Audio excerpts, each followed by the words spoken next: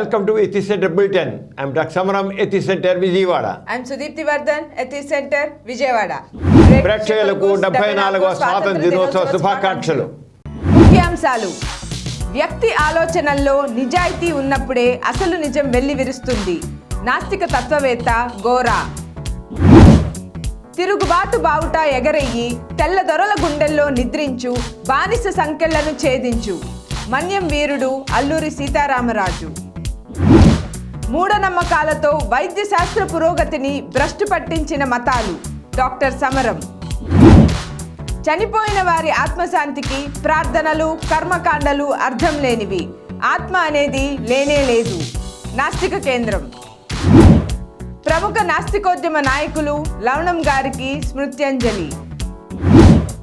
స్వేచ్ఛాగోరా I bank ఆధ్వర్యంలో ఈ నెల 25 నుండి నేత్రదాన ప్రచార పక్షోత్సవాలు. అందరినీ అద్భుతంగా ఆకట్టుకుంటున్న doctor Samaram multi channel network YouTube programmes. ముఖ్యాంశాలు చూశారు కదా, ఇక వాటి వివరాల్లోకి వెళ్దాం. డాక్టర్ గారు, వ్యక్తి ఆలోచనల్లో నిజాయితీ ఉన్నప్పుడే అసలు నిజం వెల్లివిరుస్తుందన్న గోరా గారు మాటలను కాస్త వివరించండి. చూడమ్మా, మానవ సంబంధాలన్నీ కూడా నిజాయితీ మీదే ఉంటాయి. నిజాయితీ అంటే మాట ఏదంటే అది చేయడం, మాటకి చేతకి సంబంధం ఉండడం. ఏదంటే అది చేయడం, అన్నానంటే చేస్తారు. ఏ వ్యక్తి అయితే తన అన్నమాట కట్టుబడి ఉంటాడో ఆ వ్యక్తికి చాలా గౌరవం ఉంటుంది. ఎందుకని? నిజాయితీ. అన్నాడంటే చేస్తాడు అన్న భావం కావాలి. కానీ కొంతమంది మాట ఒకటి చేత ఒకటి, మాటల మొదట గొప్పగా చెబుతారు, ఏవో చెప్పేస్తారు, కానీ చేత చాలా డిఫరెంట్గా ఉంటాయి, భిన్నంగా కూడా ఉంటాయి. అది నిజాయితీ ఎలా అవుతుంది? చెప్పింది చేయడం, చేసింది చెప్పడం, అది నిజాయితీ. నాస్తికత్వంలో ఏదైతే చెప్తారో అది చేస్తారు, ఏది చేస్తారో చెప్తారు. అంటే నాస్తికత్వం నిజాయితీతో కూడింది. గోరగారు ఎందుకు చెప్పారు? మానవ సంబంధాలు చక్కగా ఉండాలంటే వ్యక్తి ఆలోచనలో కూడా నిజాయితీ ఉండాలి. ఆలోచనలో నిజాయితీ. ఆలోచన నిజాయితీ ఏంటి? నేను ఏం చెప్పదలుచుకున్నానో అది చేయాలి. నేను చేస్తున్నాను, చేస్తాను, అది చెప్పాలి అనే ఆలోచనలు కూడా. అంతేగాని నేను చెప్తానులే, వాడిని బోల్తా కొట్టిస్తాను, నా పని సాగించేసుకుంటా అనుకుంటా. అంటే ఆలోచనలు చేతలకి భిన్నంగా ఉంటాయి.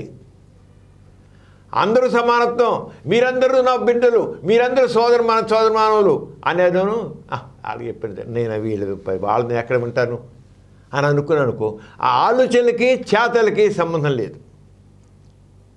ఈ రంగం ఉండబట్టే గోరగారు ఏమన్నారు?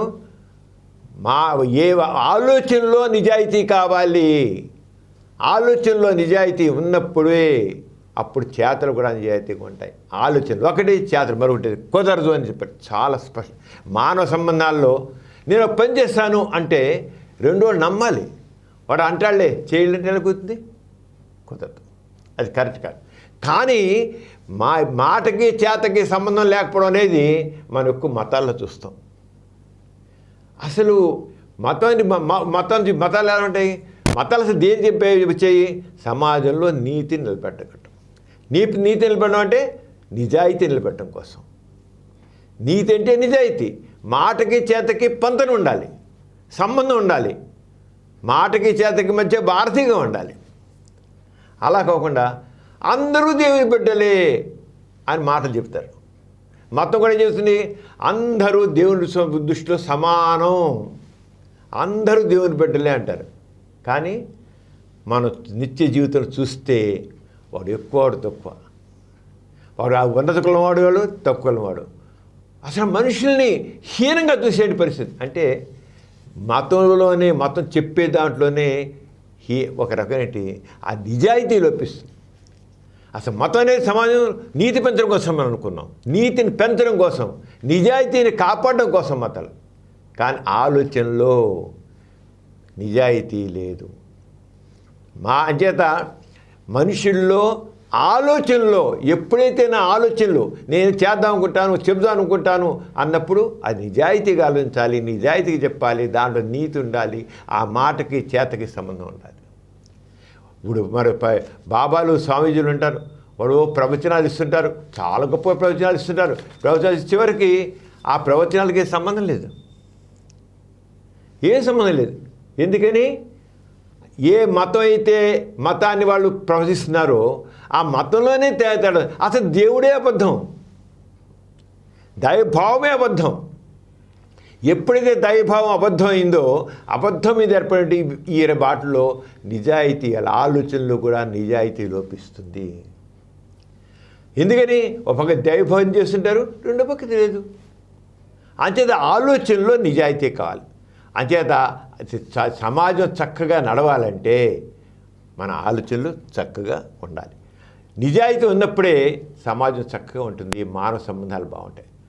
నాస్తికత్వంలో గోర గారు చెప్పింది ఏంటంటే మన ఆలోచనలో నిజాయితీ ఉండాలి, మన ప్రవర్తనలో నిజాయితీ ఉండాలి, అప్పుడే నైతికత ఉంటుంది. చెప్పేది ఒకటి చేసేది కాదు. ఇప్పుడు మతాలు మనం చూస్తున్నాం, అందరూ దేవుని బిడ్డలు అంటారు, కానీ ఒకళ్ళు హీనంగా చూడడం, ఒకటి ఉన్నతంగా చూడడం ఉంటుంది. అంచేత అది పనికిరాదు. అంచేత ఆలోచనలో నిజాయితీ ఉన్నప్పుడే వ్యక్తి జీవితం వికసిస్తుంది, పరిమళిస్తుంది. ఒక వ్యక్తిత్వం పరిమళించాలంటే వాడు మా ఆలోచనలో కూడా నిజాయితీ ఉండాలి. అంచేత ఎంత స్పష్టంగా గోరాగారు చెప్పారంటే నీ మనస్సుని నిర్మలంగా ఉంచుకో, నీ మనసు నిజాయితీగా ఉంచుకో, అప్పుడే నీ వ్యక్తిత్వం పరిమళిస్తుంది. మనిషి వ్యక్తిత్వం పరిమళించాలంటే, చక్కగా ఉండాలంటే వాళ్ళ ఆలోచనలు కూడా నిజాయితీతో ఉండాలి. ఆ నిజాయితీ లోపిస్తుంది. మనం ఎంతో చూస్తున్నాం. ఇప్పుడు రకరకాల వ్యక్తులను చూస్తాం, ఎన్నో రంగాల్లో వ్యక్తులు చూస్తున్నాం. మాటకి చేతకి సంబంధం లేదు. వాడు మనసులో మాట ఒకటి, చేసేది ఒకటి. అంచేత ఆలోచనలో నిజాయితీ ఉన్నప్పుడే సరైన వ్యక్తిత్వం పరిమళిస్తుంది అని కోరాగారు. అది చాలా కరెక్టు. అది ఆరంగం ఉన్నప్పుడే మానవ సంబంధాలు చక్కగా ఉంటాయి. మనిషికి నమ్మకం ఉంటుంది. నమ్మడం అసలు సమాజంలో సమాజం అంతా చక్కగా దేని మీద ఉంటుంది? నమ్మకం మీదే. సామాజిక సంబంధాలన్నీ కూడా నమ్మకం మీద నిలబడతాయి. ఎప్పుడైతే వ్యక్తి ఆలోచనలో నిజాయితీ లేదో సామాజిక సంబంధాలు దెబ్బతింటాయి. ఎవరు నమ్ముతాం, ఎలా నమ్ముతాం, ఇది ఆ మనిషికి ఉంటాయి. అంచేత వ్యక్తి ఆలోచనలో నైతికత ఉన్నప్పుడే అతని వ్యక్తిత్వం చక్కగా ఉంటుంది, అతని చేతలు బాగుంటాయి, లేకపోతే ఉండదు. డాక్టర్ గారు, మన ప్రతి బులెటిన్లో సామాజిక పురోభివృద్ధికి, మానవ కళ్యాణానికి తోడ్పడిన ఒక ప్రముఖ మహనీయుని గురించి చెప్పుకుంటున్నాము. ఈసారి ఎవరి గురించి చెప్తున్నారు? సుదీప్తి, మనం ఈనాడు భారతదేశంలో స్వాతంత్ర్యం చక్కగా అనుభవిస్తున్నామంటే వాక్ స్వాతంత్ర్యం, సభా స్వాతంత్ర్యం, ఏ స్వాతంత్ర్యం, స్వేచ్ఛగా ఉన్నాం, పరాయి పాలన వదిలించుకున్నాం, చాలా ఎక్కున్నాం. కానీ ఈ స్వాతంత్ర్యం రావడానికి ఎందరో మహానుభావులు, వాళ్ళ స్వాతంత్ర్య యోధులు వాళ్ళు చేసిన కృషి ఇంత అంత కాదు. అలాంటి దాంట్లో అల్లూరి సీతారామరాజు అనగానే మన మనస్సంతా ఉప్పొంగుతుంది, దేశాభిమానంతో, వీరోచిత భావాలతో ఉప్పొంగుతున్నమాట. అంతే అల్లూరి సీతారామరాజు యొక్క పోరాటం, స్వాతంత్ర్య పోరాటం, ఆయన చేసిన ఒక బ్రిటిష్ అంతగా ఎంతో శక్తివంతమైన బ్రిటిష్ సామ్రాజ్యాన్ని ఆయన ఎదిరించింది. మరి చెప్పాలంటే భారత స్వాతంత్ర్యోద్యమ చరిత్రలో అల్లూరి సీతారామరాజు యొక్క సాయుధ పోరాటం ఒక ప్రత్యేకమైనది, ఒక ప్రత్యేకమైనది అన్నమాట. అది ఒక ప్రత్యేక అధ్యాయం అని చెప్పచ్చు. అల్లూరి సీతారామరాజు అతని ఎంత మామూలు వ్యక్తి. ఆ అడవి ప్రాంతంలో ఉన్నాడు, ఆ రంగునాటి వాళ్ళతో, అడవి ప్రాంతంలో ఉన్న వాళ్ళతోనే అక్కడ వాళ్ళ యొక్క బాధను చూసి ఎలా చేస్తే నిజంగా అల్లూరి సీతారామరాజు మామూలు వ్యక్తి, ఏం పెద్ద చదువుకున్నాడు కాదు, ఎక్కడ ఉన్నా కాదు, కానీ స్పందించే హృదయం ఉంది, ఆయనలో నాయకత్వ లక్షణాలు ఉండేవి. ఆయన మన తెలుగువాడు ఒకటి గర్వించదగ్గ వ్యక్తి. ఎందుకంటే భారత స్వాతంత్ర్య చరిత్రలో ఒక ప్రత్యేక చెప్పుకునేది అధ్యాయం అల్లూరి సీతారామరాజు ఉద్యమం అన్నమాట. ఆ సాహిత్య పోరాటాలు చెప్పుకున్నాం అసలు నిజంగాను. ఆయన మన పుట్టింది కూడా ఎక్కడ, సీతారామయ్య పుట్టి 1897 జూలై 4న ఆయన పశ్చిమ గోదావరి జిల్లాలోని మోగల్లు అనే గ్రామంలో ఆయన పుట్టారు. ఆయన చాలా చిన్నప్పటి నుంచి ఆయన పెద్ద చదువుకోలేదు, పెద్ద చదువుకున్నాడు కాదు, చాలా చాలా తక్కువ చదువుకున్నాడు. చిన్నప్పటి నుంచి అలాగే మామూలుగా ఈ అడవి మనుషులతో ఉండి, అడవిలో ఉన్న వాళ్ళతో ఉండి అలాగా వాళ్ళు చేశారు. కానీ ఆయన ఎక్కడ చేశారంటే అన్యాయం అంటే ఆయన భరించలేపారు. ఈ అడవి బ్రిటిష్ దొరలు వాళ్ళు అడవి నమ్ముకునే ఉంటారు. ఆ గిరిజనులు అడవి నమ్ముకునే బతుకుతుంటారు. వాళ్ళు అడవి నమ్ముకుని అడవిని నమ్ముకుంటారు. అడవి నమ్ముకుని అక్కడ చెట్లని అవి నమ్ముకుని అక్కడేవో అవి నమ్ముకుని ఉంటారు.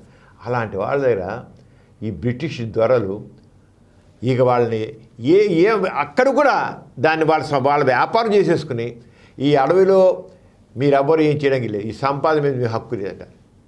అరే పుట్టింది అక్కడ, పెరిగింది పెద్ద అడవులు, ఆ చింత చెట్ల మీదను, కొబ్బరి చెట్ల మీదను, లేదా ఇంకో చెట్ల మీద, వీళ్ళకి ఏంటి దాన్ని అనుభవించడం లేదు. చివరికి నువ్వు ఇక్కడ ఒక కలపగా కొట్టడానికి వీలు లేదు, ఒక చింతపండు అమ్మడానికి వీలు లేదు, ఓ బెల్లం చేయడానికి లేదు, ఓ సాగు చేయడానికి వీలు లేదు, నువ్వేం చేయడానికి వీలు అని చెప్పేసి ఇక్కడ మేము రోడ్లు వేస్తాం, ఆ రోడ్డు కూలీలుగా ఉండండి. కూలీలు అంటే వాళ్ళ హక్కుల్ని వాళ్ళ చేతిలో తీసుకున్నారు. ఎంత ఘోరం అంటే ఇంకా కూలీలుగా ఉంచడే కాకుండా 6 అణాల కూలీ, ఆ రోజుల్లో 6 అణాల కూలీ ఉండేది. 6 అణాలు కూలీ ఇస్తా అని చెప్పి ఆ కాంట్రాక్టర్ ఉంటారే, ఒక ఒక అర్ధ కాని ఇచ్చి మొత్తం తొడిసినాడు. అంతే ఈ దోపిడీ, ఆ గిరిజనులు చేసిన దోపిడీ ఇంత అంతా కాదు. ఎంత భయంకరంగా లేని శాసనం, పైగా శాసనం ఈ అడవుల్లో ఉన్న వాళ్ళకి అడవుల మీద హక్కు లేదు. అడవి తల్లి వాళ్ళ తల్లి, అక్కడే పుట్టారు, అక్కడే పెరిగి అక్కడే బతుకుతున్నారు. దాన్ని కూడా బ్రిటిష్ సామ్రాజ్యం వాళ్ళ చేయడానికి వీల్లేదు. దాన్ని చూశాడు. ఇంత ఘోరంగా అల్లూరి సీతారామరాజు అక్కడెక్కడ మనకి ఎక్కడ ఉన్నాడు తను చూశాడు. ఎంత ఘోరమైన పరిస్థితి ఇదా. అక్కడ ఉన్న మనకు అక్కడ అడవిలో ఉన్న మనిషికి అడవిలో దాన్ని సంపాదన చేసుకుని వీళ్ళు లేకుండా కూలీలు మారుస్తారా అని అనుకున్నాడు. పోరాటం చేయ వాళ్ళు తెరిపించాడు. లేదు, ఇది అన్యాయం, అడవి మీ హక్కు, అడవిలో సంపద మీ హక్కు, వాళ్ళ దగ్గర కూలీలుగా తొత్తులుగా బతకాల్సిన పని లేదు, తొత్తులుగా బతకడం వీర మరణం పొందడం మంచిది అని చెప్పేసి అక్కడ ముందు ఒక 100-150 మందిని తయారు చేశాడు వీరరాజు. ఎలా మరి బ్రిటిష్ వాళ్ళు తయారు చేయడం, ఏం చేయాలి అనుకున్నాడు. అనుకుని అక్కడి నుంచి ఇంకా వాళ్ళ చెప్తూ గిరిజనుల దోపిడీ అరికట్టడం కోసమని అక్కడ ఒక గిరిజనులపై దోపిడీ చేసి దాంట్లో బ్రిటిష్ అధికారులు చింతపల్లి తహసీల్దార్ ఆయన ఆయన పేరు బాస్టియన్, అత్యంత క్రూరుడు అన్నమాట. క్రూరుడు ఆ బాస్టియన్ అతను ఆ చింతపల్లి ఏరియాలో. అతను వీళ్ళని ఎంత ఘోరంగా అంటే అంత ఘోరంగా అడవాళ్ళని మీరు ఏం చేయడం, ఎవరైనా చేసే కొట్టడం చేయడం చాలా చివరికి అక్కడ స్త్రీలను కూడా, ఆ గిరిజన స్త్రీలని అమానుషంగా రేప్ చేయడం, వాళ్ళ సుఖసాయించారు. ఆ బ్రిటిష్ అక్కడ ఉన్న అధికారులు స్త్రీలు ఎవరిని బతకలేరు వాళ్ళు సరిగ్గా, ఆడవాళ్ళని కూడా వాళ్ళు మానభంగాలు చేసి వదిలేసిన భయంకరమైన పరిస్థితి. ఏం చేయలేకపోతున్నారు వాళ్ళకి, లోకం తెలియదు అక్కడ ఉన్న వాళ్ళకి. అల్లూరి సీతారామరాజు రక్తం ఉరికిపోయింది. చేశాడు అతను. అక్కడి నుంచి ఇక ఎలా అయినా వీళ్ళు అంతు పట్టాలనుకున్నాడు. అక్కడ మొట్టమొదటి జనాలు తయారు చేశాడు. 150 మంది దాకా తయారు చేశాడు. సార్ సాయుధ పోరాటం నేర్పాడు. కత్తులు, కటార్లు, తుపాకులు అని ఇచ్చాడు. ఇచ్చి మొట్టమొదట 1922 ఆగస్టు 20న మన్యంలో తిరుగుబాటు పెట్టేశాడు. ఫస్ట్ చింతపల్లి మనం వింటుంటాం. ఆ చింతపల్లి తగిలి అక్కడ ఆ రంపచోడవరం దగ్గర, మన రంపచోడవరం ఏజెన్సీలో ఆ రంపవరం తెలుసు అందరికీ. రంపచోడవరం చింతపల్లి గ్రామంలో పోలీస్ స్టేషన్లో, ఎందుకంటే ఆ పోలీసు వాళ్ళ అండతో ఎంత వీళ్ళందరికీ దుర్మార్గం జరుగుతుంది. ఆ పోలీస్ స్టేషన్లో వెళ్ళి ఆ పోలీసుని దాడి చేసి ఆయన ఎవరిని చంపలా, ఒక్క పోలీస్ కానిస్టేబుల్ చంపలా, మొత్తం పోలీస్ స్టేషన్లో నడితే మొత్తం తుపాకులన్నీ తుపాకులు తీసుకున్నాడు. తీసుకుని అంతలో మళ్ళీ వదిలేసి వాళ్ళ మధ్య ఎవరిని చంపలా, తుపాకులు తీసుకున్నాడు. వాళ్ళు మళ్ళీ వదిలేసిపోయాడు. చాలా చక్కగా అది ఎంత గెరిల్లా ఈ వారిని తర్వాత సాయుధ పోరాటాన్ని చక్కగా నేర్పాడు వీళ్ళకి. అయిపోయినాక సక్సెస్ఫుల్గా చేశాడు. అదే అయిపోయిన తర్వాత కృష్ణదోపేట నెక్స్ట్ డే అక్కడ చేశాడు. అక్కడ కూడా అలాగే పోలీస్ స్టేషన్ పడ్డాడు. అన్ని పోలీస్ స్టేషన్లలో వీళ్ళకి ఆయుధాలు కావాలి, తుపాకులు కావాలి. అంచేత వెళ్ళి అక్కడ మళ్ళీ పొల్యూషన్ దాడి చేశారు. ఇక నెక్స్ట్ అది మొట్టమొదటి 22 తారీఖు, 23 తారీఖు కృష్ణదేవపేట, ఆగస్టు 24 రాజబొమ్మంగి అక్కడ వెళ్ళి అక్కడ చేశాడు. అక్కడ కూడా పొల్యూషన్ వెళ్ళాడు. ఓరింది ఆయన వీడు చాలా భయంకరంగా మన అంతా దోసిపోతున్నాడని చెప్పేసి ఇక అక్కడి నుంచి ఏమైనా సరే ఈయన పట్టుకోవాలనుకున్నారు. ఇతను ఎంత హీరో అంటే అల్లూరి సీతారామరాజు, ఇదిగో నేను రేపు మధ్యాహ్నం వస్తున్నాను మీ పోలీస్ స్టేషన్కి, మిమ్మల్ని నేను కొల్లగొట్టి వెళతాను చెప్పాడు. చూసుకో నేను వస్తాను, కాసుకో నేను వస్తున్నా, కాసుకో చూసుకో. నిజంగా అంత ఇదిగా ఆయన చెప్పడం అలాగే వెళ్ళేవాడు. అలాగే వెళ్ళి ఆ టైంకి వెళ్ళి నీ ఫలానా టైంకి వస్తాను నేను, ఆ ఫలానా టైంకి వచ్చి నేను మిమ్మల్ని చేస్తానని చెప్పి అడ్డ తీగల చెప్పి వెళ్ళాడు. అడ్డకి వెళ్తే వాళ్ళు వెళ్ళాడు కదా, ఆయన ఏం చేయలేకపోతున్నారు. వాళ్ళకి అన్నీ తీసుకెళ్ళి తుపాకులు దాచేసుకున్నారు. ఏం చేస్తారు?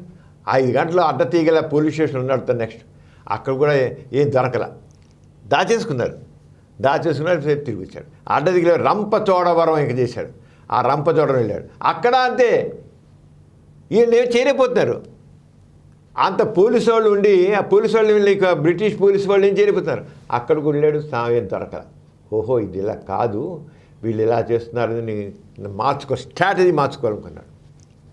స్ట్రాటజీ మార్చేసి డిసెంబర్ 6న విప్లవానికి మొదటి ఎదురు చెంది. అక్కడ ఏం చేశాడు, అక్కడ కొంతమంది అధికారుల నాయకత్వంలో ఇక చాలా వాళ్ళు ఇంకా పెద్ద సైన్యం దింపేశారు. ఇతనికి బ్రిటిష్ వాళ్ళు ఆ రంపచోడవరం దాంట్లో అక్కడ వచ్చారు. ఈ రంపచోడవరం దాంట్లో 2 దాంట్లో వాళ్ళు సైన్యం చెప్పి ఇతను ఏమైనా సరే పట్టుకోవాలనుకున్నారు.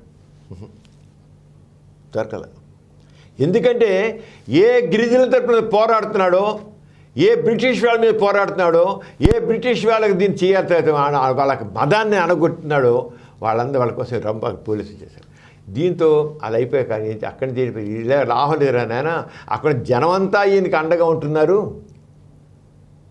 అలా కాదని చెప్పేసి ఇకేం చేశారు, అక్కడ ఉన్న వాళ్ళందరూ గిరిజనులందరినీ ఊళ్ళల్లో ఉన్న వాళ్ళందరినీ కొట్టడం, బంధించడం, తీసుకుపోవడం, ఆడవాళ్ళని మానభంగాలు చేయడం చేస్తుంటే అతనికి పైగా అల్లూరి సీతారామరాజుని పట్టించినట్లయితే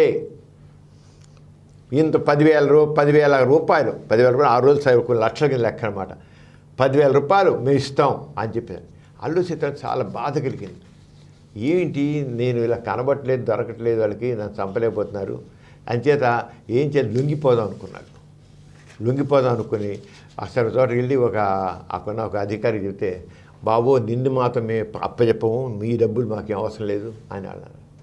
చివరికి తానే లొంగిపోయాడు.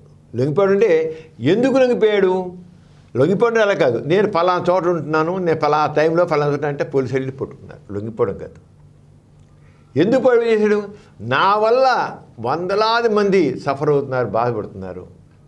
పెద్ద మనగాళ్ళగా తీసుకెళ్లారు, ఓ చెట్టు కట్టేశారు ముందు, తర్వాత తుపాకుల గుళ్ళు అతను చూపించారు. అంటే సాయుధ పోరాటం ద్వారా అలా చేశారు. ఇక అప్పుడు రోజుల్లో రూథర్ఫర్డ్ అనేవాడు ఉండేవాడు, స్పెషల్ కమిషనర్గా వచ్చాడనమాట. ఈ రూథర్ఫర్డ్ అదే చివరికి అల్లూరి సీతారామన్ చంపడానికి వాడే. ఆ రూథర్ఫర్డ్ ఏం చేశాడంటే వాడు తీసుకెళ్ళి పట్టుకుని చేసి అక్కడ చేస్తుంది నాన్న. అప్పుడు అందుకని మనం అల్లూరి సీతారామన్ ఆ రూథర్ఫర్డ్ మీద ఏరా నువ్వు ఏం చేస్తావు సారా అని చెప్పేసి తిట్టి, మా ఉచ్చ పోస్తే కొట్టుకుపోతారా మీరందరూ, అంత ఇదిగా మాట్లాడామాట అల్లూరి సీతారామరాజు. ఆయన చనిపోయినప్పుడు నేతాజీ సుభాష్ చంద్రబోస్ ఇలాంటి వాడు అల్లూరి సీతారామరాజు మా భారతదేశానికి స్ఫూర్తి, ప్రేరణ. మహాత్మా గాంధీ ఏమన్నాడు, నేను అహింసాయుతంగా ఉండాలని కోరుకుంటున్నాను, కానీ అల్లూరి సీతారామరాజు యొక్క సాయుధ పోరాటాన్ని, అతని యొక్క సాహసాన్ని, దేశం కోసం అతను చేసిన దీన్ని నేను ఎట్టి పరిస్థితుల్లో మరవలేను, ప్రశంసించకుండా ఉండలేను అన్నాడు. అందుకని గాంధీ గారు ఏం చేశారు, ఇలాగే జరుగుతాయి ఎక్కడ సరే సాయుధ పోరాటం జరిగితే అంతకంటే శక్తివంతమైంది ప్రభుత్వం అనేది. ఇప్పుడు కూడా మామూలు వాళ్ళకంటే వాళ్ళకి ఎంత ప్రభుత్వం అని చేస్తుంటారు. ఇప్పుడు బ్రిటిష్ గవర్నమెంట్ పెద్దది కదా, మరి వాడు అని చేసి చివరికి నానా ఇబ్బంది చేసి ఆ జనాలను ఇబ్బందులు పెట్టి చేశారు. అంతే అందుకని గాంధీ గారు అహింసాయుత సత్యాగ్రహం అన్నారు.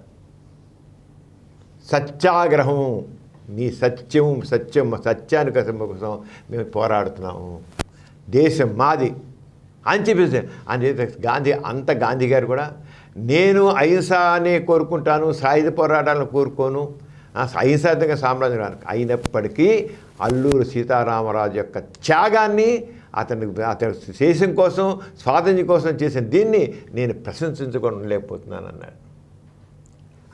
That is Alluri Sitaramaraju. అంచేత సాయుధ పోరాట విషయాల నుంచి కానీ ఆయన అక్కడ అన్యాయాలు బ్రిటిష్ వాళ్ళు అక్కడ గిరిజనుల మీద చేసే అన్యాయాల్ని వాళ్ళ హక్కులు కొల్లగొట్టి వాళ్ళకి అందరు రకరకాల ఇబ్బందులు పెట్టి ఆయన ఎలా చేయడు. అంచేత అల్లూరి సీతారామరాజు మనకి ఏంటంటే అన్యాయాన్ని ఎదిరించు, దాసోహంకు దీకేను, అన్యాయాన్ని ఎదిరించు ఆయన చూస్తుంది. ఆరుగా స్వేచ్ఛగా బతుకు, బానిసగా బతకడం కంటే స్వేచ్ఛగా బతకడం సరైంది. బానిస బతుకు హీనమైంది, స్వేచ్ఛగా బతుకు వీరమరణం పొందినా సరే అది మహోన్నతమైనది. వీరమరణం పొందుతావు, నువ్వు మహోన్నతంగా ఉంటావు. ఆ రంగా అందరిలోనూ ఒక రకమైన ధైర్యాన్ని, స్థైర్యాన్ని, వీరత్వాన్ని పెంచిన వ్యక్తి అల్లూరి సీతారామరాజు. అది ఎవ్వరూ మరవలేరు. ఆ భారత స్వాతంత్ర్య చరిత్రలో పరిశ్రమ ఎప్పటికీ ఉండిపోయే వ్యక్తి అల్లూరి సీతారామరాజు. ఎథిక్స్ సెంటర్ బులెటిన్లో చిన్న విరామం.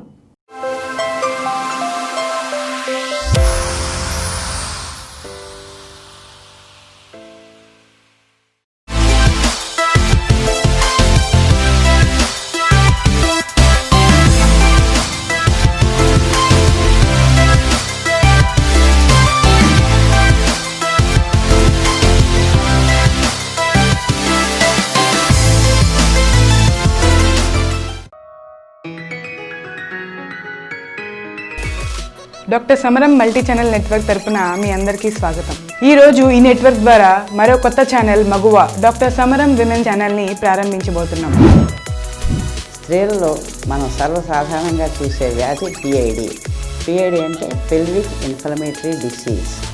ఎండోమెట్రియాసిస్ అనేది గర్భాశయం లోపల ఉండే పొర. ఈ పొరనే మ్యూకస్ పొర అంటారు. గర్భాశయం ఇలా ఉంటుంది. దీని లోపల ఉండే ఈ పొరని ఎండోమెట్రియం అంటారు. ఆడపిల్ల ఏముందండి, బయటికి వెళ్ళిపోయేదే కదా, చదువు అంత అవసరమా అని అనేవారు అని అంటూ ఉంటారు. కానీ ఇప్పటికీ అంటున్నారు. అది మనం ఫ్యాక్ట్గా తీసుకోవాలంట. స్త్రీలు కూడా పైకి రాగలరు.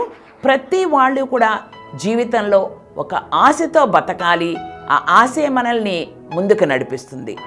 భారతీయ మహిళలు స్వాతంత్రోద్యమంలో పాల్గొని తమలో దాగున్న శక్తి సామర్థ్యాలను సమాజంలో నిరూపించుకున్నారు. ఎండ కన్నెరగని గృహిణులు, వీధి గడప తొక్కని మహిళలు, అక్షరం ముక్క కూడా రాని ఆడువారు ఎందరో భారతీయ స్వాతంత్రోద్యమంలో పాల్గొని వారి శక్తి సామర్థ్యాలను నిరూపించుకున్నారు. మహిళా సాధికారతను సాధించడం కోసం స్థాపించబడిన ఈ ఛానల్ ఆ దిశగా మా ఈ కార్యక్రమాలతో మీకు మరింత చేరువవుతుందని ఆశిస్తూ మళ్ళీ కలుద్దాం.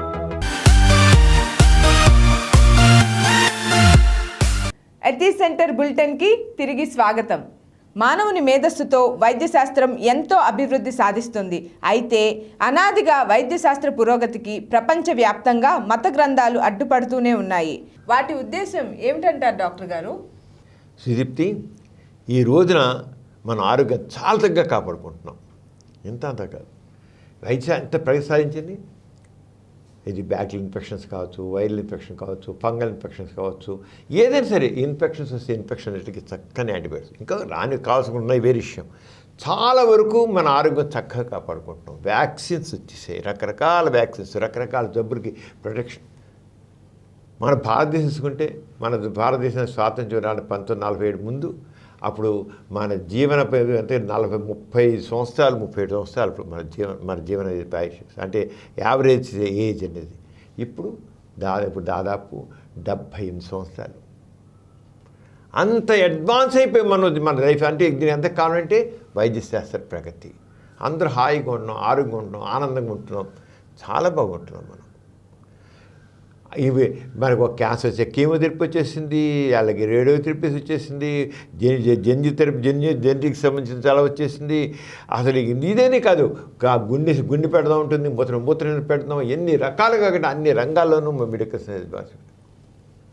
కానీ వైద్యశాస్త్రం తీసుకున్నట్లయితే, ముందు మెడికల్ సైన్స్ తీసుకున్నట్లయితే అసలు మానవుడు ఈరోజు మనిషి ఉన్నాం మనం హోమోసెపియన్స్ అంటారు. ఇది యాక్చువల్గా 50,000 సంవత్సరాల క్రితం మనం మొదలు 50,000 క్రితం నిదానంగా వస్తూ మనిషి మేధస్సు వల్ల మనిషి యొక్క మేధస్సు వల్ల అది డెవలప్ అవుతూ వచ్చింది. డెవలప్ మేధస్సు దాంతో అంతకుముందు ఆది మనకు అసలు మానవ జాతి ప్రారంభమే 150,000 ఉంటుంది. అంత ఇది కోతుల నుంచి చింపాజీ నుంచి మనం వచ్చాయని చెప్పుకుంటున్నాం కదా, కోతుల నుంచి అని చెప్తాం కదా. 150,000, 2 లక్షలు, కొంతమంది 3 లక్షలు కూడా ఉంటున్నారు. కానీ 150,000 మన మనిషి అన్నవాడు ఒక రూపం అంటే పరిణామంలో మార్పు వస్తూ అనేక జీవజంతువులు వచ్చి మన మనిషి చివరికి 150,000 క్రితం మనిషి వచ్చాయి. 150,000 క్రితం ఈ మనిషి తను నిదానంగా ఆ రోజుల్లో ఏంటి ఒక్కో జంతువులోని జంతుప్రాయంగానే బతికాడు వాడు, జంతుప్రాయంగానే. అలా వాడు హోమోసెపియన్స్ అని వచ్చిన తర్వాత అలా మారిన తర్వాత మనలాగే అయిపోయారు. హోమోసెపియన్స్ అంటే మనమే దాదాపు మన ఈ రంగానే. అప్పుడు వాడికి ఇంటెలిజెన్స్ బ్రెయిన్ ఫంక్షన్ బాగా ఇంప్రూవ్ అయింది. నిదానంగా వాడు ఇల్లు గుడిసేసుకుంటున్నాడు, ఏదో బతుకు బ్యాచ్ వస్తే ఎలా బయటపడాలనుకుంటున్నాడు. వాడికి అన్నీ కొంత నేర్చుకుంటూ వస్తున్నాడు. మొట్టమొదటిలో హెర్బల్స్ ఏదో మూలికలు వేసి తిండి ఈ తిండి తింటే బాగుంటుంది అలా ఉంటాను కూడా చేసుకుంటూ వచ్చాడు. ఎంత 30,000 నుంచి 30,000 సంవత్సరాల నుంచి 50,000 సంవత్సరాల మధ్య. కానీ ఇంకా old stone age, middle stone age, ఇప్పుడు న్యూ స్టోన్ ఏజీ అంటారు. మనకి ఒక పురాతన కాలం అనేది ఇప్పుడు చెబుతుంటే లిపి రానంత వరకు, లిపి అనేది మనం లిపి అనేది క్రీస్తుకు పూర్వం 7 శతాబ్దాల వరకు 7వ శతాబ్దంలో లిపి మొదలెట్టించారు. మొదలు అందరికి ఏదో మాట అంతే, మాటలు ఉన్నాయి అంతే, కొద్దిగా మాట్లాడుకున్నారు. కానీ లిపిబద్ధంగా ఒక దాన్ని రాయడం అనేది క్రీస్తు పూర్వం 7 శతాబ్దంలో. అప్పుడు తర్వాత 7 శతాబ్దాలు చూస్తుంది. ఆ టైంలో అప్పటికే ఈ మనిషి అనే వాడికి తెలివితేటలు పెరిగాయి, వైశాసనం పెరిగింది బాగానే వచ్చి వైశాసనం పెరిగి అప్పుడు చెరక సుష్టిదాన్ని ఇది కాకుండా అంత ముందు కూడా చాలా విధంగా రకరకాల కొంత మందులు, అది హెర్బల్ కావచ్చు, ఏదైనా మందులు అవడం, ఒక ఆరోగ్యం గురించి అవగాహన ఇలా అలా ఉండి. ఇప్పుడు హిపోక్రటిస్ అని చెప్తాం. ఆ హిపోక్రటిస్ అనేవాడు దాదాపు ఈ క్రీస్తు ముందు ఒక 300 సంవత్సరాలు ఉన్నారు, 4 సంవత్సరాల ముందు, 5 సంవత్సరాల ముందు ఉన్నాడు. అవన్నీ హిపోక్రటిస్ చేశాడు. ఈ ఆరోగ్యం చక్కగా ఉండాలంటే మంచి వ్యాయామం కావాలి, మంచి ఆహారం కావాలి, మంచి గాలి కావాలి, ఇదేమి దెయ్యాలు దేవతలు ఆవహించడం కాదు. హిపోక్రటిస్ ఎంత స్పష్టంగా చెప్పాడంటే మతాన్ని వైద్యాన్ని వేరు చేయాలన్నాడు. ఇప్పుడు మనం ఏమన్నామంటే మతాన్ని ప్రభుత్వాన్ని వేరు చేయాలని చూస్తున్నాం. అప్పుడు అసలు హిపోక్రటిస్ ఎంత స్పష్టం చెప్పాడంటే మతాన్ని వైద్యాన్ని వేరు చేయాలి. ఎందుకు చెప్పాడు అలాగా? అరిస్టాటిల్ కూడా మూఢనమ్మకాలు తప్పన్నాడు. అవి ఎప్పుడు క్రీస్తు శకం 300-400 క్రీస్తు శకం ముందు, క్రీస్తు శకం అంటే 2000 సంవత్సరాలు అయింది క్రీస్తు శకం మొదలై. క్రీస్తు శకానికి 2 శతాబ్దాలు 3 శతాబ్దాల ముందు ఇది జరిగిందన్నమాట. క్రీస్తు 3 శతాబ్దాల ముందు ఆ మతాన్ని వైద్యాన్ని విద్య. ఎందుకంటే అప్పటికే సుశిత చెరకాయన వచ్చారు. అప్పటికే మనకు మతాలు వచ్చి దాదాపు ఒక క్రీస్తుకు ముందు 3-4 శతాబ్దాల ముందు, క్రీస్తుకి 300 శతాబ్దాలు 4 శతాబ్దాల ముందే హిందూయిజం మొదలైంది, జొరాస్ట్రియన్ మొదలైంది, బుద్ధిజం మొదలైంది. ఇవన్నీ వచ్చి మొత్తం దాకా ముఖ్యమైన కొన్ని మతాలు వచ్చాయి. ఈ మతాలు ఏంటంటే అంతకుముందు ఏదో గాలి పెడుతుంది, ఏదో ఇంకోటి దెయ్యం పట్టింది, లేదా ఇంకోటి అనుకునే భావాలు ఉండే, మూఢనమ్మకాలు, రకరకాల మూఢనమ్మకాలు, ఏదో ఈ జబ్బు ఈ రంగం వస్తుంది ఆ రంగం వస్తుంది అనుకునేవాళ్ళు. అంతేగాని ఎప్పుడైతే మతం వచ్చాడు ఏం చేశారంటే ఇక దేవుడితో లింక్ పెట్టేశారు. మతాలు వేసాయి మనిషికి వచ్చే వ్యాధుల్ని దేవుడికి లింక్ పెట్టాయి. ఎవరికైనా జబ్బు చేసింది దాని దేవుని యొక్క శిక్ష, దేవుని శిక్ష అన్నారు. హిందూ మన వేదాలు అన్నీ కూడా ఒక వేదాలు ఎప్పుడు చేయి క్రీస్తుకి 1500 నుంచి 500 శతాబ్దాల మధ్య, క్రీస్తు పూర్వం 1500 శతాబ్దాలు, 1500 నుంచి 500 శతాబ్దం మధ్య, ఆ మధ్య వేదాలు అప్పటి నుంచి మొదలైందమ్మా. ఇక ఎలా మొదలైంది? వ్యాధి అనేది దేవుని శాపం. ఒక లెప్రసీ వచ్చింది, ఇలా దేవుని శాపం. అలాగే దేవుని శిక్ష, అలాగే దెయ్యాలు పడతాయి, అలాగే పూనకాలు వస్తాయి, సైతాను ఇచ్చేస్తాడు. దెయ్యాలు సైతాన్లు వీళ్ళందరూ మొదలైపోయారు. ఇంకా దాంట్లో పూజలు చేయాలి, బలులు చేయాలి, శాంతులు చేయాలి, యజ్ఞాలు చేయాలి, యాగాలు చేయాలి, అప్పుడు మీ జబ్బులు వదులుతాయి. ఎంతవరకు అంటే మతం ఏం చేసిందంటే అంతవరకు చక్కగా వస్తున్న వైద్య విజ్ఞానాన్ని ఈ మతాలు పక్కతో పట్టించాయి. మతాలకి మొట్టమొదటి మన మతం అనేది అంటే వైదిక మతం. అంటే మన హిందూ మతాన్ని old religion in the world అంటారు. ఓల్డ్ రిలీజియన్ అది ఎప్పుడు 15వ శతాబ్దం నుంచి 5వ శతాబ్దం మధ్యకాలం అంటే ఆ 1000 సంవత్సరాల ముందేమాట. ఆ రోజుల్లో అప్పుడు వచ్చాను. అప్పటి నుంచి బయలుదేరమ్మా అవి వచ్చి వైద్యశాస్త్రాన్ని అణిచిపారేసాయి, జనాల్ని పక్కదో పెట్టేసాయి. ఏమంటే చేయడానికి ఇక క్రీస్తుకు మళ్ళీ క్రీస్తు తర్వాత అక్కడి నుంచి ఇంకా వేరే పూజలు ప్రార్థనలు అని మళ్ళీ అంటే వైద్యశాస్త్ర ప్రగతికి ఈ మతాలు అడ్డుపడ్డాయి. దానికి వేశారు దేవుని శాపం, ఇదే శాపం అంటూ మళ్ళీ శాపం శిక్ష అది అనుభవించాల్సిందే ఆరంగనమాట. ఇవన్నీ దాదాపు క్రీస్తు శకం మొదలైన తర్వాత 5వ శతాబ్దం నుంచి 15వ శతాబ్దం వరకు, క్రీస్తు శకం 5 నుంచి 15వ శతాబ్దం వరకు. శతాబ్దం అంటే 100 సంవత్సరాలు కదా. 5వ శతాబ్దం నుంచి 15వ శతాబ్దం వరకు ఒక రకమైన వైద్య శాస్త్రానికి ఒక అంధకార యుగం అని చెప్పచ్చు. ఎందుకని మళ్ళీ రిలీజియన్ వచ్చేసింది, మళ్ళీ మతాలు మళ్ళీ కూడగొట్టుకు మధ్యలో గ్యాప్ వస్తుంది, మళ్ళీ చేసేసి ముఖ్యంగా యూరప్లో కూడా మూఢనమ్మకాలు అన్ని మూఢనమ్మకాలు ప్రయత్నించింది. తర్వాత 16వ శతాబ్దం నుంచే కాస్త వైద్య శాస్త్రం మళ్ళీ తలెత్తి అవి ఇవి ఈ రంగా వచ్చాయి.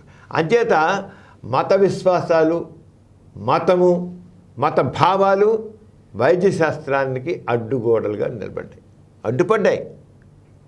అయినా మనిషిలో ఉన్నటి ఆ జిజ్ఞాస, ఆ శాస్త్రీయ విజ్ఞానం ఎలాగన్నది ఇది, ఆ పరిశేష మనసు చేయాలన్నది, దానివల్ల వైద్యశాస్త్రం ప్రగతిసాధించి 20 మందిలో నిజంగానే ఇది దేవుని వ్యాధి రావడం దేవుని శిక్ష, దేవుని శాపం అని నమ్ముకుంటూ కూర్చున్నట్లయితే మనం ఇప్పుడు ఇంకెలా ఉండేవాళ్ళం. అంచేత ఎంత మేరకు మనం మతాన్ని వదిలిపెట్టుకు ముందుకెడతామో, ఎంత మేరకు మతాన్ని పక్కన పెడతామో అంత మేరకు మనిషి సంక్షేమం ఉంటుంది. ఎంత మేరకు మతాన్ని నమ్ముకుంటామో అంతవరకు మనం పడి ఉంటాం, ఏ రకం డెవలప్ లేకుండా ఉంటాం. అది మనిషి అభ్యుదయానికి కావాల్సింటే మతాన్ని పక్కన పెట్టాలి, మత విశ్వాసాన్ని పక్కన పెట్టాలి, శాస్త్రీయ జ్ఞానాన్ని శాస్త్రీయ పెంచుకోవాలి. మతం వైద్య విజ్ఞానానికి వైద్య దానికి అడ్డుపడుతుంది. ఆ భావం చేత మతం అనేది ఒక అంధవిశ్వాసాలతో కూడింది, అబద్ధాలతో కూడుకుంది. అంటే మత నమ్మికలు, మత విశ్వాసాలు మనిషి ప్రగతికి, సమాజ ప్రగతికి తోడ్పడవు. వాటిని వదిలిపెట్టి శాస్త్రీయ విజ్ఞానం శాస్త్రీయంగా ఉంటేనే సైన్సే సమాజం నడుపుతుంది. అంచేత మెడికల్ సైన్స్, ఆధునిక విజ్ఞానమే మనిషికి చక్కని సుఖాన్ని, సౌఖ్యాన్ని అందిస్తుంది. డాక్టర్ గారు, మరణించిన వారి ఆత్మశాంతికి కర్మకాండలు, ప్రార్థనలు చేస్తూ ఉంటారు. అసలు ఆత్మలే లేనప్పుడు ఇటువంటి ఆచారాలు, నియమాలు కొనసాగడంలో అంతర్యం ఏమిటి? నిజమే సుదీప్తి. ఎవరైనా చనిపోగానే ఏమంటారు? ఆత్మకి శాంతి చేకూరాలి, ఆత్మకి శాంతి చేకూరాలి. అసలు అదే ఒక దీవెన, ఆత్మకి శాంతి చేకూరాలి. అసలు ఈ ఆత్మ ఎప్పుడు ఉంది? మరి మతాల ప్రకారంగా మానవ శరీరంలో ఆత్మ ఉంటుంది. మనిషి చనిపోగానే ఆత్మ వెళ్ళి వెళ్ళిపోతుంది. మనిషి శరీరానికి చావు ఉంది కానీ ఆత్మకు చావు లేదు అని. అంచేత ఆ శరీరం వెళ్ళి మళ్ళీ ఎక్కడ పోతే ఆత్మ వెళ్ళిపోయి పర్వతంలో లేనైపోతుంది. లేనిపోయినది వేరు సపరేట్గానే ఉంటుందన్నమాట లెక్క. అంచేది ఆత్మ చివరికి ఏంటంటే దేవుని దగ్గరికి, పరమాత్మ దేవుని దగ్గరికి వెళ్ళిపోయిన తర్వాత ఆ ఆత్మకి మరి దేహంలో ఒక వ్యక్తి దేహంలో ఉన్నప్పుడు వ్యక్తి తప్పులు చేస్తారు కదా, ఆ తప్పులన్నిటికీ బాధ్యత ఆత్మ వహించాల్సిందే.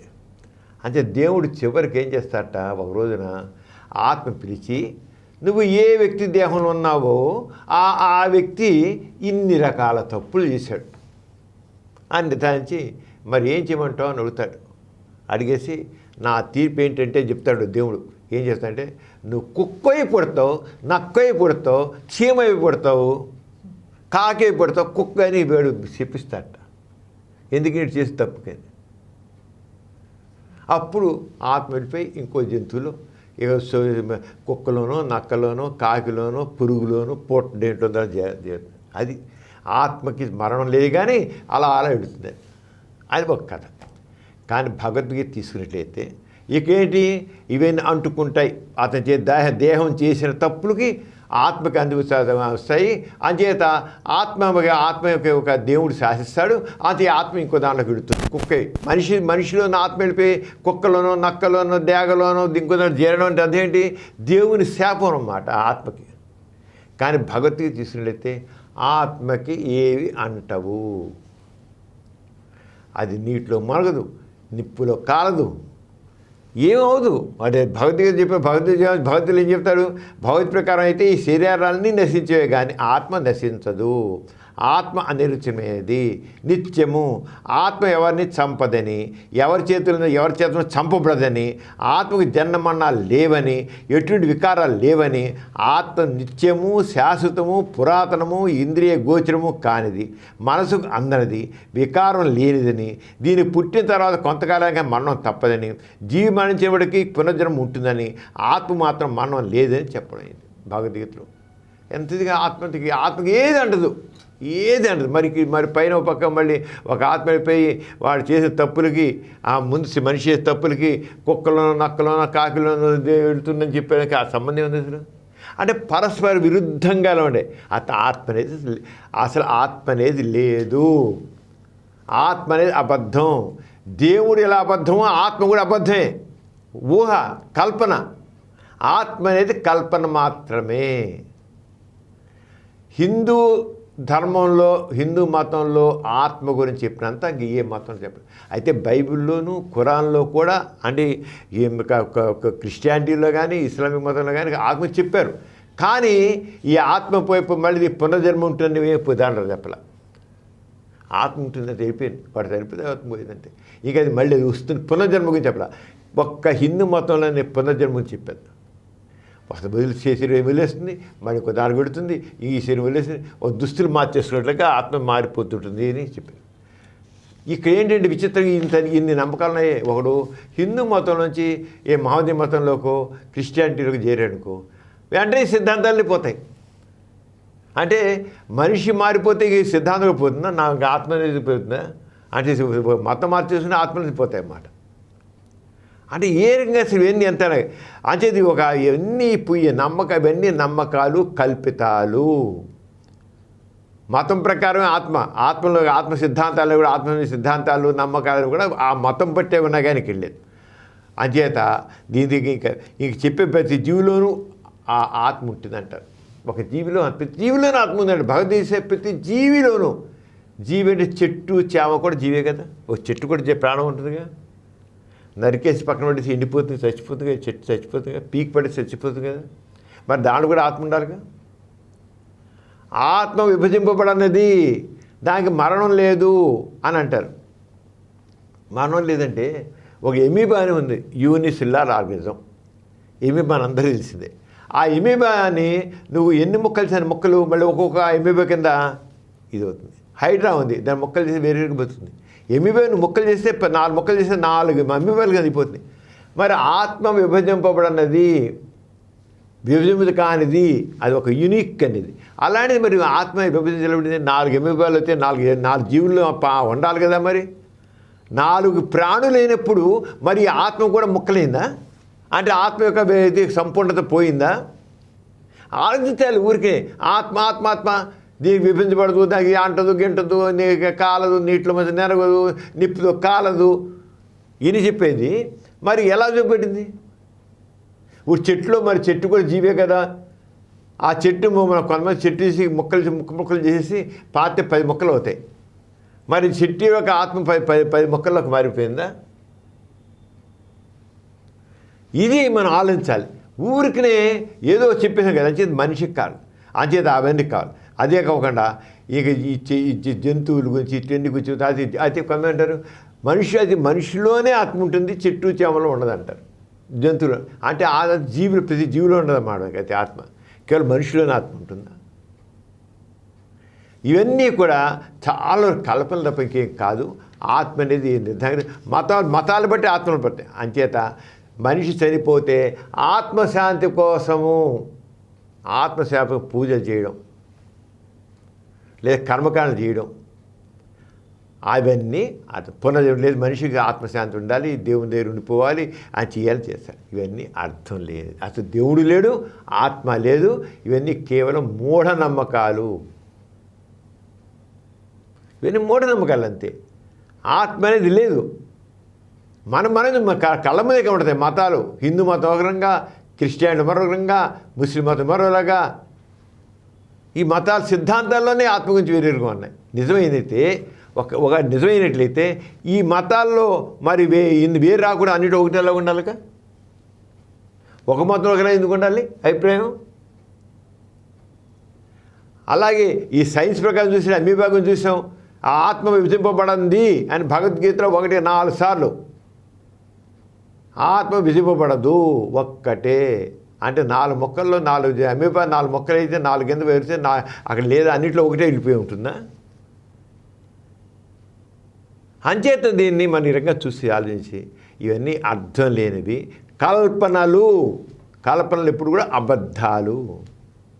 ఈ అబద్ధాలను నమ్మి బుర్ర చెడగొట్టుకోకూడదు, మూర్ఖంగా ఉండకూడదు. ఈ నెల 14న శ్రీ లవణం గారి వర్ధంతి. ఈ సందర్భంలో doctor Samaram multi channel network సమర్పించిన స్మృత్యంజలిని వీక్షిద్దాం. ఆగస్టు 14 లవణం గారి వర్ధంతి. నాస్తికోద్యమంలో, జాతీయోద్యమంలో, సమతా మమతల మానవతోద్యమంలో తనదైనటువంటి ప్రధాన పాత్ర పోషించి మనందరికీ మార్గదర్శకులుగా నిలిచినటువంటి గోరా సరస్వతి గోరా పుణ్య దంపతుల కుమారులే లవణం గారు. తండ్రి చూపిన బాటలో నేను సైతం అంటూ బయలుదేరి ఎన్నో విజయాల్ని సాధించి ఈ విప్లవోద్యమంలో తనకంటూ ఎన్నో గొప్ప పుటల్ని లిఖించుకున్నటువంటి మహామహనీయులు, మార్గదర్శకులు, మాన్య మహోదయులు లవణం గారు. ఉప్పు సత్యాగ్రహం ఉద్ధృతంగా సాగుతున్నటువంటి రోజుల్లో జన్మించినటువంటి కుమారుడు కావడంతో గోరా గారు, సరస్వతి గోరా గారు తమ కుమారుడికి లవణం అని పేరు పెట్టుకున్నారు. 1930వ సంవత్సరం అక్టోబర్ 10వ తేదీన లవణం గారు జన్మించారు.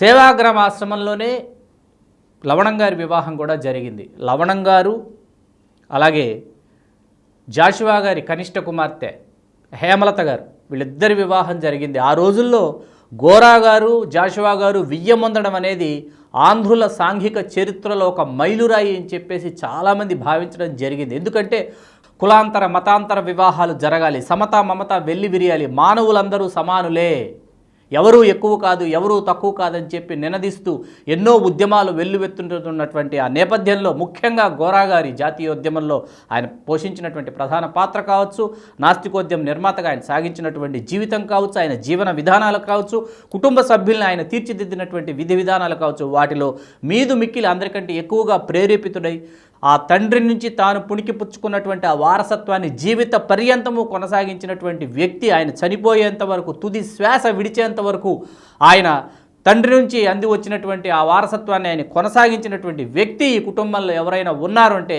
మనం తప్పనిసరిగా చెప్పుకోవాల్సినటువంటి పేరు, మొట్టమొదట మనం స్మరించుకోవాల్సినటువంటి పేరు లవణం గారు. ఈవేళ ఆయన వర్ధంతి సందర్భంగా ఆయనకు మనం అందిస్తున్నటువంటి నివాళి ఏదైనా ఉందంటే ఆయన జీవితంలో ఆయన చేసినటువంటి సేవలు, ఆయన సాధించినటువంటి విజయాలు, ఆయన చేసినటువంటి ఉద్యమాల ద్వారా. ఎథిక్స్ సెంటర్ బులెటిన్లో చిన్న విరామం.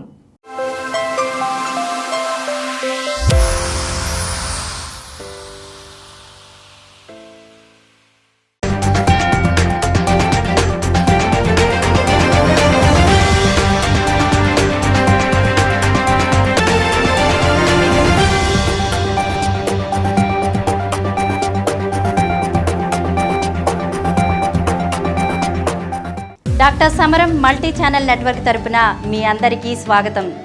ఈ రోజు నుండి ఈ నెట్వర్క్ ద్వారా మరో క్రొత్త ఛానల్ ప్రగతి డాక్టర్ సమరం సోషల్ సైన్స్ ఛానల్ ప్రారంభమవుతుంది.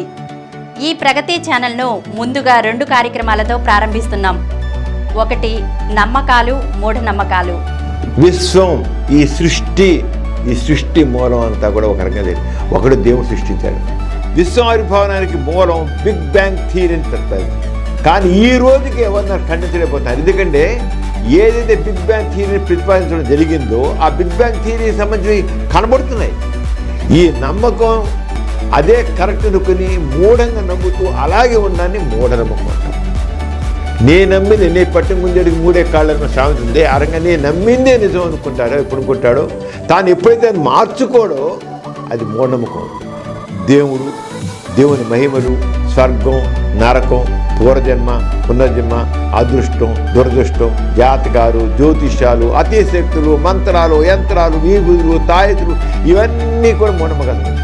డాక్టర్ సమరం గారు సమాజంలోని అనేక మూఢనమ్మకాలను విశ్లేషిస్తూ రూపొందించిన నమ్మకాలు మూఢనమ్మకాలు కార్యక్రమం ప్రతి బుధవారం ఉదయం 7:30 ప్రసారమవుతుంది. 2. భారతదేశంలో సంఘ సంస్కరణోద్యమాలు. ప్రపంచ దేశాలకు నాగరికత నేర్పిన దేశం భారతదేశం. కొన్ని అమానుషమైనటువంటి ఆచారాలు అతలాకుతలం చేసే అంటరానితనం, స్త్రీకి విద్య లేకపోవడం, సతీ సహగమనం, జోగిని వ్యవస్థ, దేవదాసి వ్యవస్థ, ఇలా చెప్పుకుంటూ పోతే ఒకటా రెండా ఎన్నెన్నో. శ్రీ చిల్లగట్టు శ్రీకాంత్ కుమార్ గారి సమగ్రమైన వివరణతో రూపొందించిన భారతదేశంలో సంఘ సంస్కరణోద్యమాలు ప్రతి సోమ శుక్రవారాల్లో ఉదయం 7:30 ప్రసారమవుతుంది.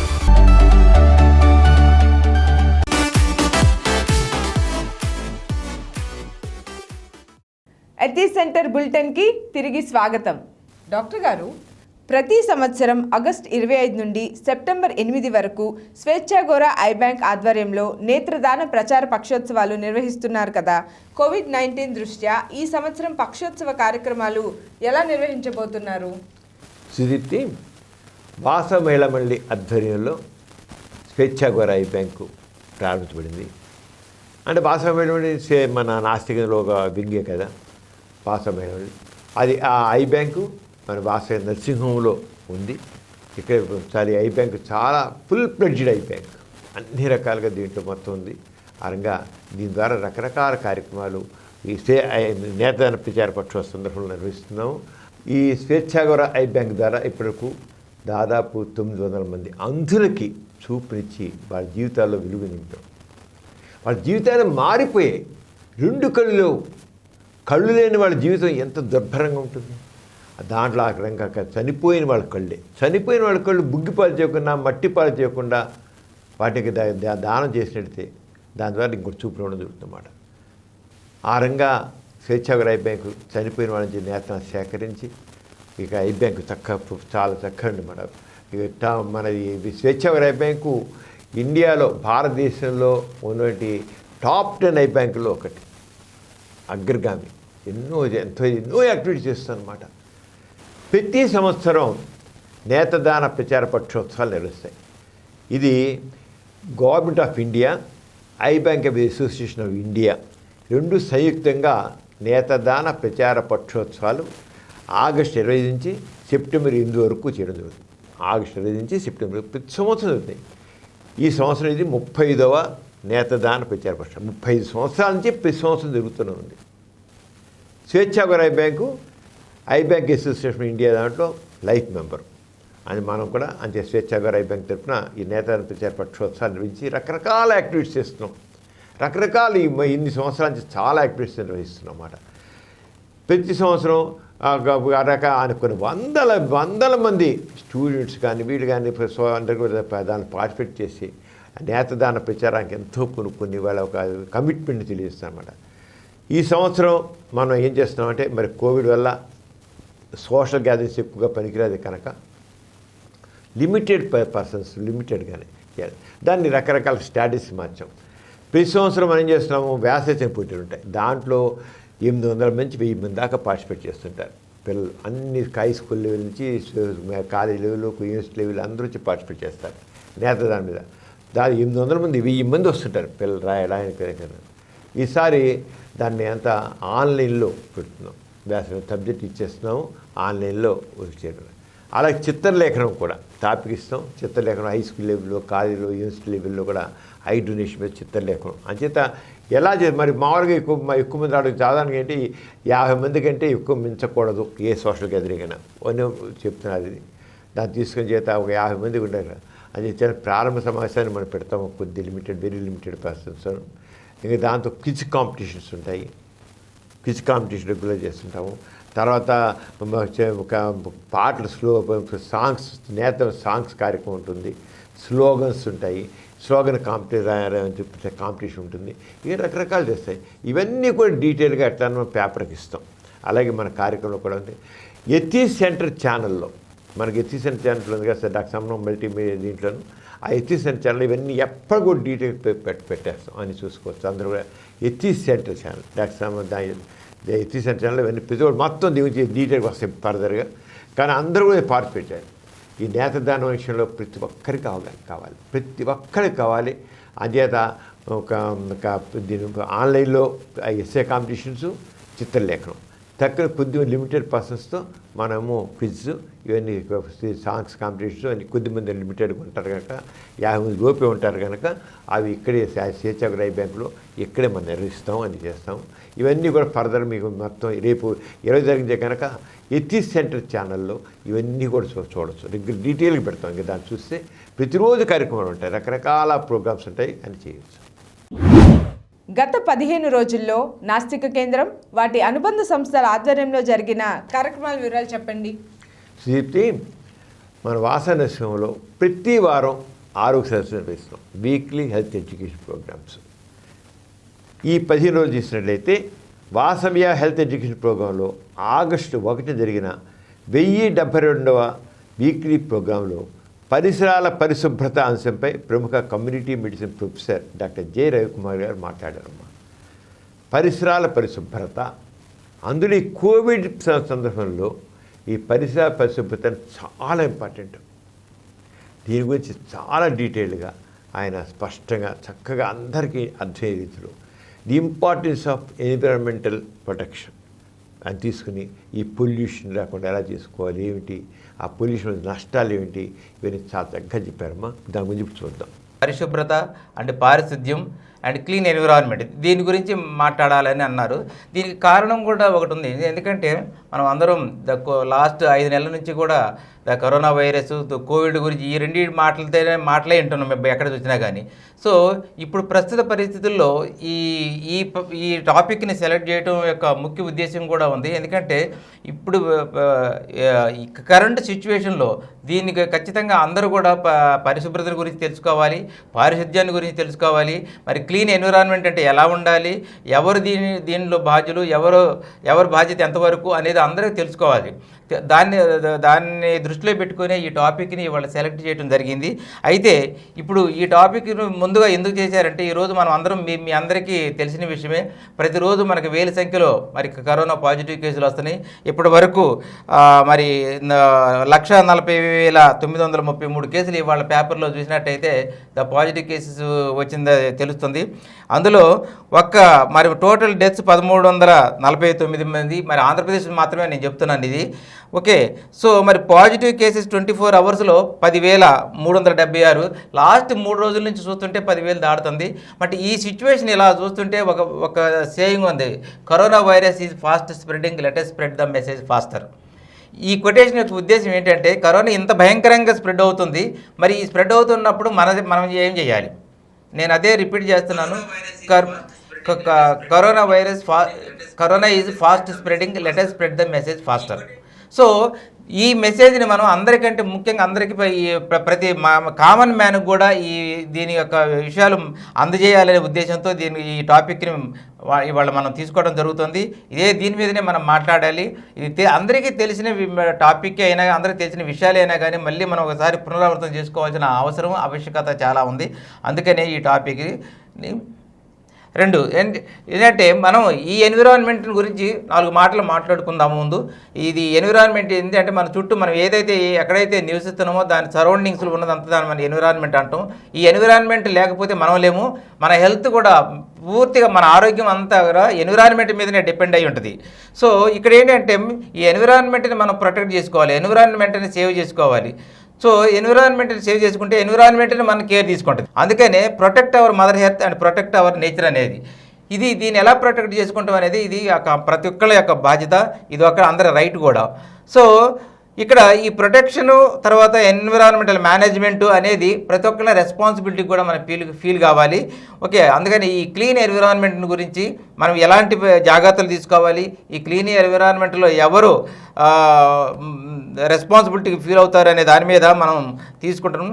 ఇక్కడ మీకు ఇక గాంధీ గారు మనకు ఒక మాట చెప్పారు.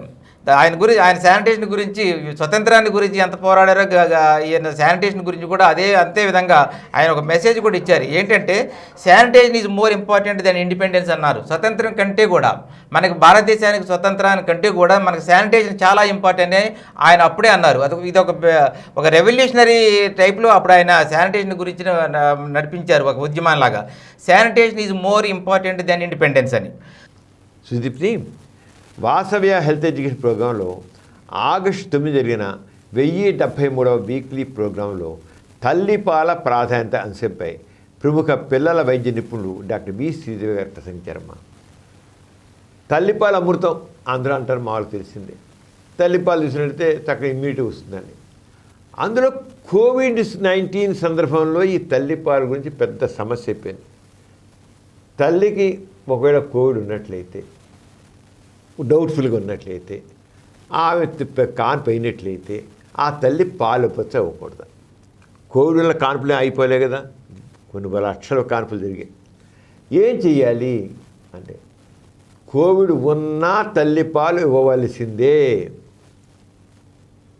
అది ఎంత స్పష్టంగా శ్రీదేవి గారు చెప్పారు. ఇంకా ఎందుకు దానికి ఇంపార్టెన్స్ గురించి చెప్పారంటే, కోవిడ్ ఉన్నప్పుడు ఆ పాలల్లో, తల్లిపాలలో, రొమ్ముల్లో యాంటీబాడీస్ బాగా తయారయ్యి బిడ్డకి మంచి ప్రొటెక్షన్ వస్తుంది, చక్కని ప్రొటెక్షన్ వస్తుంది. శరీరంలో, రక్తంలో కోవిడ్ వల్ల పెరిగిన యాంటీబాడీస్ కంటే 2000 రెట్లు యాంటీబాడీస్ తల్లిపాలలో తయారవుతాయి. 2000 రెట్లు. అంటే ఆ పాలు తాగడం వల్ల పుట్టే బిడ్డకి ఎంత ప్రొటెక్షన్ వస్తుందో చూసుకో. ఒక వ్యాక్సిన్, తల్లిపాలు ఒక వ్యాక్సిన్ అన్నమాట. మన ఈరోజు రష్యా వ్యాక్సిను, ఈ ఇంగ్లాండ్ వ్యాక్సిను, ఆ వ్యాక్సిన్, ఈ వ్యాక్సిన్ కొట్టుకుపోతున్నాం. అసలు వ్యాక్సిన్ తల్లి దగ్గర ఉంది, తల్లి పాలలో ఉంది. పుట్టే బిడ్డకి వేరే వ్యాక్సిన్ అవసరం. తల్లికి కోవిడ్ వచ్చినప్పుడు కూడా, కోవిడ్ ఉన్న టైంలో అయినా సరే ఆ పాలు బిడ్డకి ఇవ్వాలి. ఇస్తేనే బిడ్డ చక్కగా ప్రొటెక్ట్ అవుతుంది. అలాగే ఎన్నో విషయాలన్నిట్లో కూడా శ్రీదేవి గారు చెప్పారు. దాని గురించి చూద్దాం. రోజు బ్రెస్ట్ ఫీడింగ్ వీక్ అంటే తల్లిపాల ఇంపార్టెన్స్ గురించి మాట్లాడుకుంటున్నాం. కరెంట్ సిచ్యుయేషన్లో కూడా పాలు ఏం చేయాలి అనే దాని గురించి కూడా ఈరోజు తెలుసుకుందాము. అమ్మ పాలు ఎందుకు ఇంపార్టెంట్ అంటే that is the babies food కాబట్టి. కొంతమంది అన్నం తింటారు, కొంతమంది నాన్ వెజ్ తింటారు, కొంతమంది వేగన్స్ ఉంటారు. డిఫరెంట్ టైప్స్ ఆఫ్ ఫుడ్స్ ఉంటాయి. కానీ చిన్న బేబీస్కి, అప్పుడే పుట్టిన బేబీస్కి మాత్రం చాయిస్ ఒక్కటే, అది అమ్మ పాలు. దట్ ఈస్ వెరీ న్యాచురల్ కదా అమ్మ పాలు ఇవ్వడం అనేది. But that is the most difficult thing in the world అనిపిస్తుంది ఇప్పుడు చూస్తుంటే. సో ఎందుకు mothers milk important? Basically that is, అమ్మ పాలు అనేది best start for the baby. So mothers milk సక్సెస్ఫుల్గా ఇవ్వాలి అని అంటే ప్రెగ్నెన్సీ, డెలివరీ ముందలే, తల్లిపాల గురించి ఇంపార్టెన్స్ ఏంటి అనేది ప్రతి ఒక్కళ్ళు తెలుసుకోవాలి. బేబీ పుట్టగానే పేరేం పెట్టాలి, నగలేం చేయించాలి, బట్టలేం కొనాలి, అంటే అండ్ చాలా ఆలోచిస్తుంటారు ఏం డిపాజిట్ చేయాలి బేబీస్ పేరు మీద. కానీ దానికన్నా ముందలే మోస్ట్ ఇంపార్టెంట్ థింగ్ తల్లిపాల గురించి పేరెంట్స్, ఫ్యామిలీ ఆలోచించాలి అని నేను కోరుకుంటున్నాను. సుదీప్తి గారు చాలా విషయాలు తెలుసుకున్నాం కదా. మనం ఒకటి తెలుసుకోవాలి, doctor Samaram multi channel network ద్వారా మనం 16 ఛానల్స్ని మనం నడుపుతాం. 16 యూట్యూబ్ ఛానల్స్. ఆ లేటెస్ట్గా మనం ఇప్పుడు భవిత అనే కార్యక్రమం ఒకటి యూత్కి సంబంధించింది మనం చేస్తున్నాం. భవిత, ఈ భవిత యూత్ ఛానల్ యూత్ యొక్క భవిష్యత్తుని బంగారంగా తీర్చిదిద్దడం కోసమని, వాళ్ళలో చక్కని జ్ఞానాన్ని కలిగించడం, చక్కని యువతని తయారు చేయడం కోసమని ఈ భవిత కృషి చేస్తామన్నమాట. అది ప్రారంభమైంది. అరగనే మనం ఆల్రెడీ మగవ ఛానల్ అని, కిడ్స్ ఛానల్ అని, వార్తాలోకం అని, సైన్స్ వరల్డ్ అని, ఇలా రకరకాలుగా వచ్చినాం. ఇవన్నీ కూడా భవిష్యత్ ఛానల్లో కూడా చక్కని ప్రోగ్రామ్స్. యూత్ ఛానల్, యూత్ని అందరినీ దాన్ని ఇన్వాల్వ్ చేయాలని, యూత్ని చక్కగా తీర్చిదిద్దాలని దీని భావంతో దాన్ని చేస్తున్నాం అన్నమాట. దానికి దీనికి తోడు ఇప్పుడు 16 ఛానల్స్ ఉన్నాయి. అలాగే డాక్టర్ సమరం వెబ్సైట్ ఉంది, అలాగే తక్కనవన్నీ ఉన్నాయి. ఇవన్నీ కూడా కలిపి ఒక యాప్ తయారు చేస్తాం. ఒక app doctor Samaram multi channel అనే యాప్. అది గూగుల్ ప్లే స్టోర్లోకి వెళ్ళి, గూగుల్ ఎట్లా అందరికి గూగుల్ ఉంటుంది కదా, ఆ ప్లే స్టోర్ ప్రతి వాళ్ళకి మీరు ఆండ్రాయిడ్ తీసుకుంటే ప్లే స్టోర్ అని ఉంటుంది.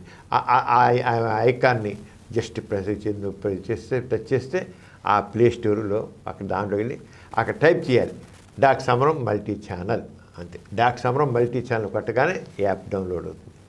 డౌన్లోడ్ చేసి దాని మొత్తం ఆల్ ది ఛానల్స్, ఈ 16 ఛానల్స్ వస్తాయి. అంచేత గూగుల్ దాంట్లో వెళ్ళాం, దాంట్లో ప్లే స్టోర్స్ అని చూడడం, ఆ ప్లే స్టోర్కి వెళ్ళి టచ్ చేయడం, అది ఐకాన్ని చేసేది మొత్తం ఇవన్నీ వస్తాయి. కానీ టైప్ చేసి మాత్రం doctor Samaram multi channel, doctor Samaram multi channel మాత్రం టైప్ చేయాలి. చేసి డౌన్లోడ్ అయిపోతుంది. దాంతో మొత్తం ఆల్ ఛానల్స్ వచ్చేస్తాయి. ఇంక రోజు వెతుక్కునే పని లేదు, దేనికైతే సబ్స్క్రైబ్ చేసే పని లేదు. ఇప్పుడు 16 ఛానల్స్ నేను సబ్స్క్రైబ్ చేస్తామని అనుకునే వాళ్ళు ఉండొచ్చు. చాలా సింప్లిఫై చేసాం, చాలా ఈజీగా, చాలా ఇంపార్టెంట్. ఎంత అందరిని ఆకట్టుకున్నాయి చక్కని ప్రోగ్రామ్స్. అసలు మిస్ అయితే ఎంతో మిస్ అవుతుంది లెక్క అన్నమాట.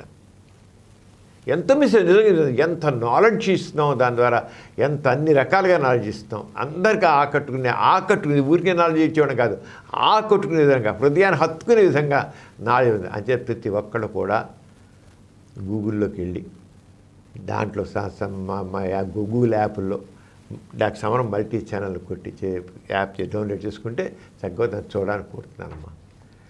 తర్వాత మనం ఇక ఎథిక్స్ సెంటర్లో రకరకాల యాక్టివిటీస్ జరుగుతున్నాయి. దాన్ని తెలుసుకోవడం కోసం మన ఎథిక్స్ సెంటర్ ఛానల్ అని వస్తున్నాయి. నేను అలా కాకుండా గోరా సైన్స్ సెంటర్ ఉంది, దాని ద్వారా అనేక యాక్టివిటీస్ ఉన్నాయి. అలాగే గోరా సైన్స్ మ్యూజియం ఉంది, అలాగే బాపు దర్శన్ ఉంది, వాసయ్య మెడికల్ హెల్త్ ఎగ్జిబిషన్ ఉంది ఇక్కడ. అలాగే ఎథిక్స్ సెంటర్ ఫేస్బుక్ ఉంది, వాళ్ళ వెబ్సైట్ ఉంది. మన నాస్తిక తరపున ఎథిస్ట్ ఇంగ్లీష్ మ్యాగజైన్ వస్తుంది, నాస్తిక మార్గం తెలుగులో వస్తుంది. ఇవన్నీ అలాగే వాసవ్య బుక్ హౌస్ తరపున అనేక పుస్తకాలు మనం ఆన్లైన్లో పెట్టినాం. వాసవ్య బుక్ హౌస్ దాని పర్చేజింగ్ ఉన్నాయి, అన్నీ కూడా పెడతాడు. చాలా మన ఎథిక్స్ సెంటర్ వెబ్సైట్కి వెళితే ఎథిజం మీద ఏం కావాలంటే ఆ ఇన్ఫర్మేషన్ దాంట్లో ఉంది. ఎథిజం మీద అంత వెబ్సైట్లో కావాల్సిన ఇన్ఫర్మేషన్ పెట్టినమాట. అంచేత నాలెడ్జ్ అనేది కావాలి, ఆ తృష్ణ ఉండాలి. కానీ ఎథిజం గురించి, హ్యూమనిజం, రేషనలిజం తెలుసుకోవాలి తృష్ణ ఉండాలి. కానీ నాలెడ్జ్ కదువు లేకుండా మనం సప్లై చేస్తున్నాం. అలాగే Gora Saraswati Gora international atheist research ద్వారా మనం సర్టిఫికేట్ కోర్సెస్, అలాగే గ్రాడ్యుయేషన్ కోర్సెస్, ఫెలోషిప్ కోర్సెస్ ఇవన్నీ కూడా కనెక్ట్ చేస్తున్నాం. గ్రాడ్యుయేషన్ కోర్సు, గ్రాడ్యుయేట్ BA కానీ BSc కానీ BA కాగా ఏదైనా గ్రాడ్యుయేట్ వాళ్ళు మళ్ళీ మరొక గ్రాడ్యుయేషన్ కోర్స్ లాగా మనం ఇది Gora Saraswati Gora international atheist research ద్వారా మనం కనెక్ట్ చేస్తున్నాం. అందరూ కూడా దాంట్లో ఇంట్రెస్ట్ వాళ్ళందరూ కూడా దాంట్లో భాగం. ఇవన్నీ కూడా ఎథిక్స్ సెంటర్ దానికి ఫోన్ చేసి లేకపోతే అక్కడ వెబ్సైట్లో ఇది చూసుకుని చేస్తే చాలా బాగుంటుంది. ఈ రంగా ఎన్నో విషయాలను మనం ప్రతిసారి చెప్పుకుంటున్నాం. అందరూ కూడా ఎథిక్స్ సెంటర్ యాక్టివిటీలో భాగస్వామి కానీ ఒక నవసమాజ నిర్మాణంలో ప్రతి ఒక్కరు భాగస్వామి కావాలని నేను కోరుకుంటున్నాను. అందరికీ జై ఇన్సాన్. జై ఇన్సాన్.